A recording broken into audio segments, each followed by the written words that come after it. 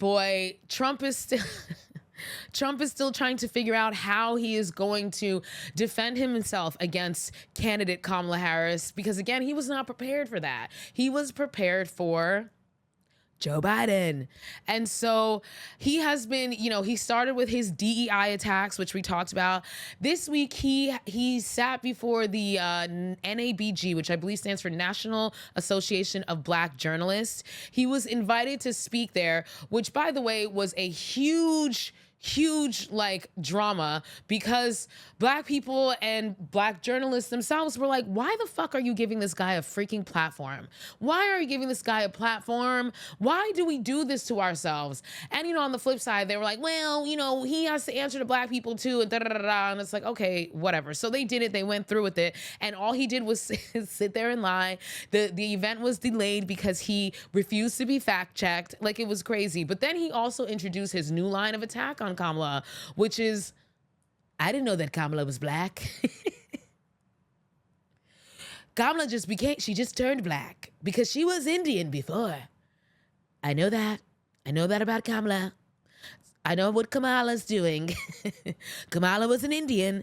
So this is like the right's new line of attack, and not just the right. I also noticed like some Black men, and maybe there are Black men on the right as well, but this is the new line of attack against Kamala. She's not even Black, because, in their mind, we are only voting for Kamala because she's Black, right? Like, it couldn't be that we agree with some of her policies. It couldn't be that we believe that she's the best thing for the country right now. It couldn't be that she's actually super freaking qualified. It couldn't be any of that. It's only because we believe that she's Black, Next month, we're going to elect Candace Owens actually, maybe she can get Candace Owens to be her vice president, since it's just about being Black and just about being a Black woman, according to these people, which is why they think that this line of like, well, she's not even really Black is going to like shake Black supporters for her.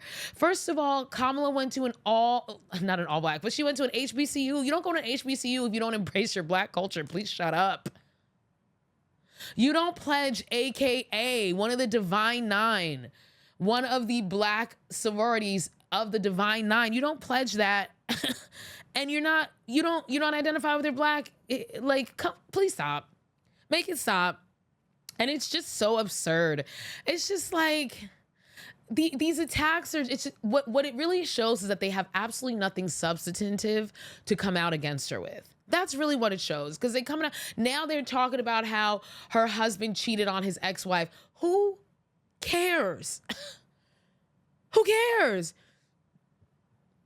Your presidential candidate has 14 kids with 3 baby mamas. You mean to tell me you think the Orange Man has not cheated on any of those babies' mamas? We didn't have Stormy Daniels literally testify that she slept with the president while he was married to Melania? Come on, guys. It's just the absurdity. But really the mentality is like, no. Our guys can do that.